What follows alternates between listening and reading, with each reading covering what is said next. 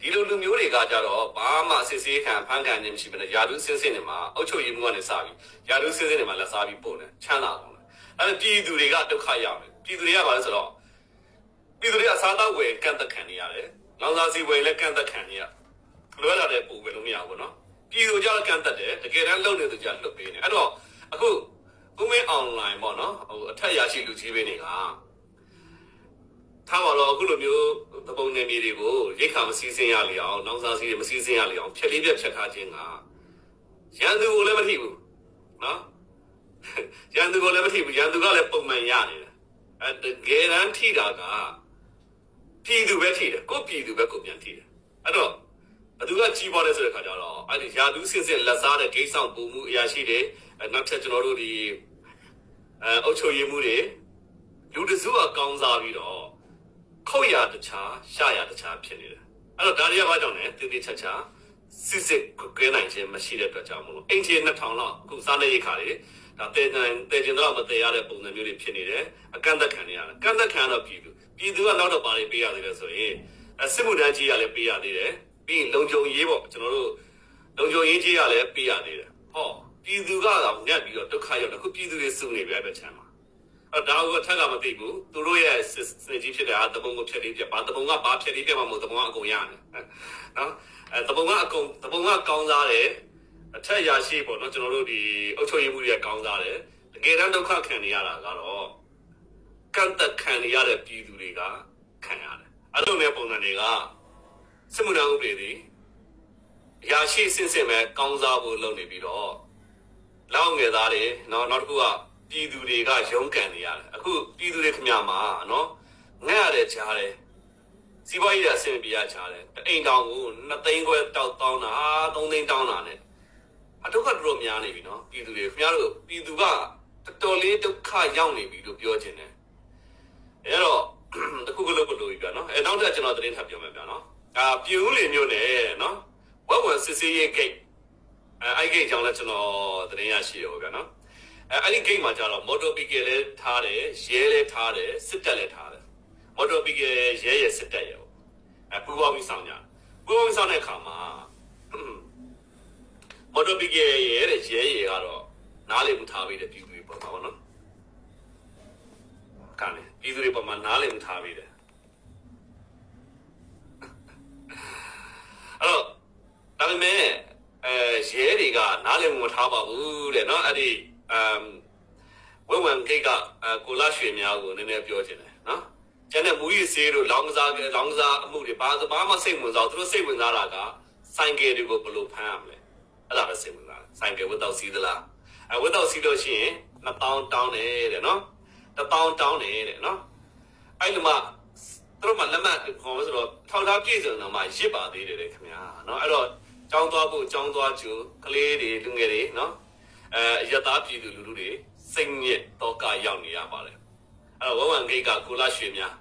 ဝဝံဂိတ်ကစစ်သားဖွဲ့ကတော့အခုဆိုရင်တော်တော်လေးနာမည်ကောင်းထွက်နေနားလည်မှုထားပေးပါတယ်တဲ့အားလုံးကိုနော်မော်တော်ဘီကယ်လည်းကောင်းပါတယ်တဲ့ကိုလာရွှေရဲများခင်ဗျားတို့ဟိုအခုဆိုရင်တိုင်ကြားမှုကရောက်လာပြီဗျာနော်ဦးမင်းအွန်လိုင်းခုပေါ့နော်ဒေါက်တာအေးမောင်ကို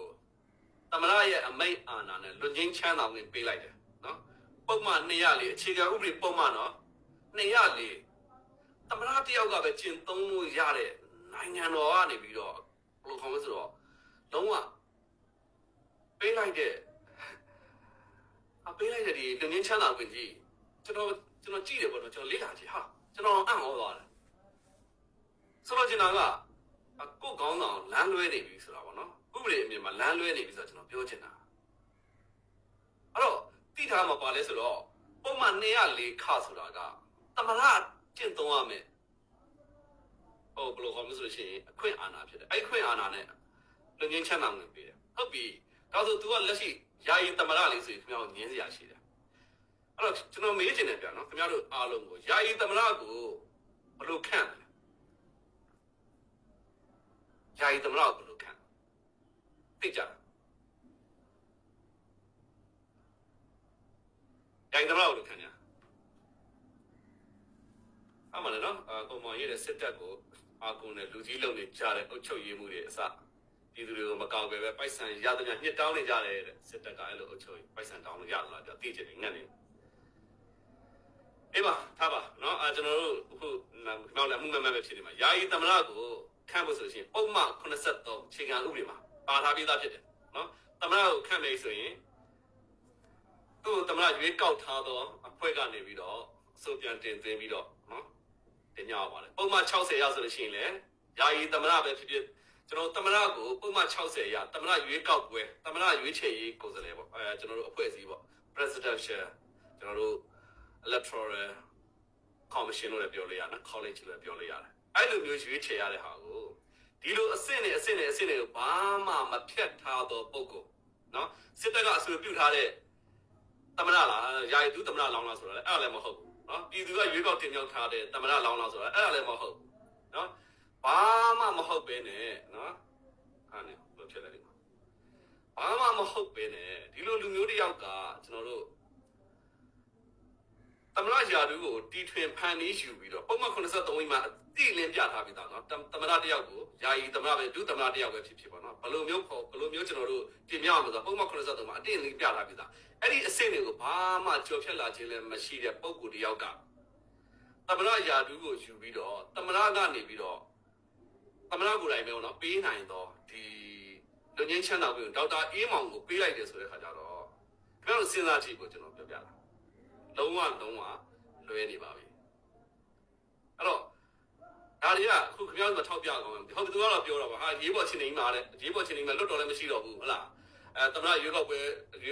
ဒီရွေးကောက်ရေးကော်မရှင်လည်းမရှိတော့ဘူးပေါ့မရှိတော့အဖွဲ့အစည်းလည်းမရှိတော့ဘူးမရှိတော့ဘယ်လိုလုပ်မလဲအခုချိန်မှာသမရမဲ့နေသမရမဲ့တဲ့အတွက်ကြောင့်မို့သူ့ကိုသမရခန့်မှာကာလုံးကိုသမရခန့်ဝင်ပေးပါလေဆိုတဲ့စာသားချက်ကောခင်ဗျားတို့ဒီအခြေခံဥပဒေမှာရှာကြည့်ပါနော်အဲ့ဒီအရေးပေါ်ခေါင်းစဉ်မှာရှိပါတယ်နော်အရေးပေါ်ချင်းချင်းအခန်းကဏ္ဍမှာရှိပါတယ်ရှာကြည့်ပါစာလုံးတစ်ကြောင်းတစ်ပါဒတွေ့လို့ရှိရင်ကျွန်တော်ပြောပါကျွန်တော်ပြောတာမှားတယ်ဆိုကျွန်တော်ဝန်ခံမယ်ဗျနော်ကျွန်တော်ပြောမှားတယ်ဆိုဝန်ခံမယ်အခုရွေးကောက်သူ့ဟာသူသမရခန့်လိုက်တယ်ဗျာဒီဥစ္စာအခြေခံဥပဒေရဆိုဘယ်အခြေခံဥပဒေမှာမှမပါဘူးသူတို့ထောက်ပြနေတဲ့ပုံမှန်431ဆိုတာလေနိုင်ငံတော်ရဲ့အာဏာကိုနော်သမရရဲ့အမည်နာမနဲ့အသုံးပြုရမယ်ဆိုတဲ့နေရာမှာဘယ်မှာလဲကျွန်တော်သမရကိုကာလုံကနေပြီးတော့ခန့်ဝင်ရှိပါတယ်ဆိုတာလုံးဝမပါတဲ့အတွက်ကြောင့်မလို့သူဟာဘာသမရမှလည်းမဟုတ်ဘူးသူဒီသိထားမှာကကာလုံရဲ့အစေခံတယောက်ဖြစ်တယ်ကာလုံရဲ့အစေခံဆိုတဲ့အတွက်ကြောင့်မလို့သူဒီကျွန်တော်ကာကွယ်ရေးဦးစီးချုပ်ဖြစ်တယ်ကာလုံရဲ့အစေခံတယောက်ကဘလို့ဖြစ်လို့ကာလုံမှာသမရထက်ယူလဲကာလုံရဲ့အစေခံနော်သူကကာလုံမဟုတ်ဘူးသိရမှာအဲ့ဒီတော့ကြောင့်မလို့သူဒီယာယီသမရလည်းမဟုတ်တယ်လို့သမရလည်းမဟုတ်ဘူးကာလုံအားဖြင့်လည်းသူ့ကိုဘလို့နီးနဲ့မှသမရခန့်ပိုင်ခွင့်ဆိုတဲ့ချက်လုံးဝမပါဘူးမပါတဲ့အတွက်ကြောင့်မို့လို့အခုဒေါက်တာအေးမောင်ကိုသမရတာလျင်ပေးလို့ရတဲ့ဒီကျွန်တော်တို့လူငင်းချမ်းသာခွင့်ကိုပေးလိုက်ခြင်းကလုံးဝတရားမ